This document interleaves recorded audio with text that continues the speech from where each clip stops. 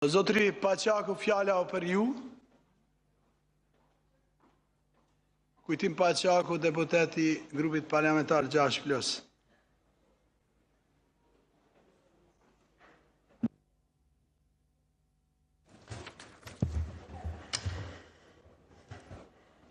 Të nderuar qytetarë të Republikës së Kosovës. I nderuar i kryetar, të nderuar kabinet qeveritar, të nderuara deputete, të nderuar deputet, të nderuara media. Unë para jush që qëndroj jam me emën e mbiemën Kujtim Paçaku përkas komunitetit rom. Jam antar i kryesisë së Kongresit Botnor të Romëve, po ashtu shkrimtar i komunitetit rom, e jo shkrimtar i komunitetit Magjup, as jo shkrimtar i komunitetit Gabel. Këto dy thënie, i kemi dëgjuar këto ditë në insajderin e famshëm, ku miku im i nderuar, shumë i respektuar, zotri Grabovci, edhe zonja e nderuar deputete Safete Hadrëgjonaj, përbuzin komunitetin rom me fjalët Gabel dhe Magjup. Ky është diskriminim klasik që ndodh në shtëpinë numër 1 të shtetit të Kosovës. I nderuar kryetar, unë nuk kam fuqi juridike të ngres procedura, sepse i kam në shpirt, sidomos deputetin Grabovci më kanë ndihmuar shumë. Kam respekt për zonjën Safeta Hadrëgjonaj. Unë nuk largohem nga kjo foltore tani, të shoh dikush prej shqiptarëve, kolegëve të mi, Sapaku, kryetar, pres edhe ndihmën e juaj, që Sapaku të kërkoni një falje njerëzore, sepse keni bërë atak ndaj fëmijëve në shkollë, kanë bërë atak ndaj të smuarve në spital, atak ndaj studentëve dhe ndaj popullatës 15 milionëshe në Europë. Pres prej jush, dikush një deputet shqiptar, apo vetë kryetari, të kërkon falje. Unë do të qëndroj këtu. Zotri Paçaku, në emën Zotri Paçaku,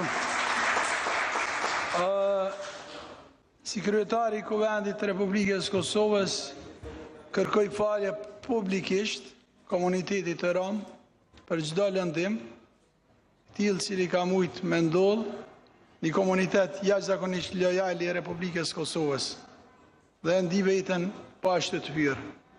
Kërkoj falje.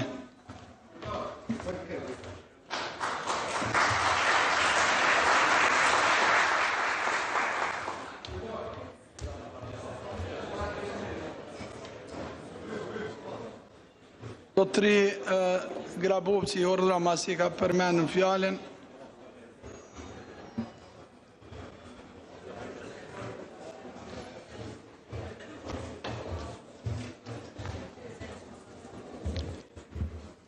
Zoti Paçaku, u drejtohem juve edhe gjithë të tjerët të cilët janë objekt të një bisede që po e them me përgjegjësi plot. Personalisht, unë dhe familja ime jemi të kalu qaste tepër të vështira, të terrorit, që vlerësoj të falenderoj shumë në respektin që tregove, po për ta them ty dhe gjithë të tjerëve, se gjitha angazhimet e mia kanë qenë shumë të sinqerta.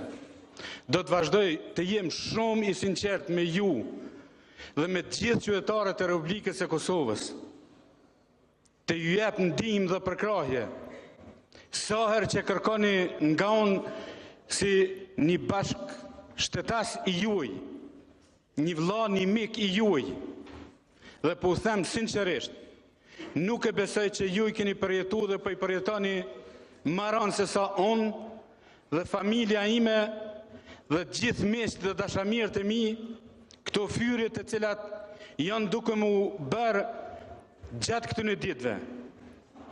Unë u kërkoj edhe një herë, sinqerisht, falje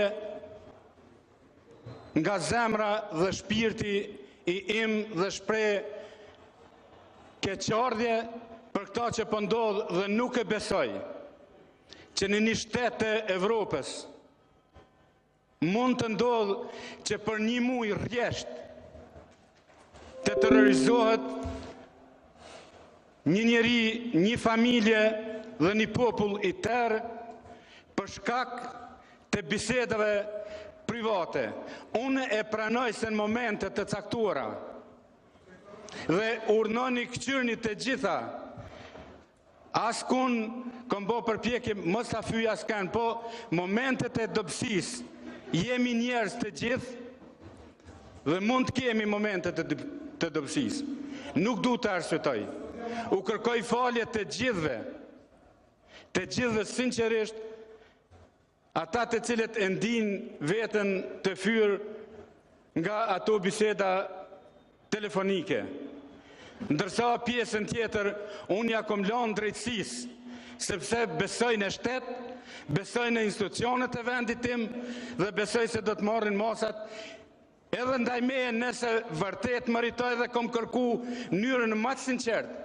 Jo vetëm nga ju, jo vetëm për ato biseda telefonike, po tërë jetën time nëse dikush konstaton se unë kom dëmtu interesin e vendit tim, të popullit tim, me një veprim të vetëm, urnoni, dënëmconi tek organet e drejtësisë. Ju falenderit.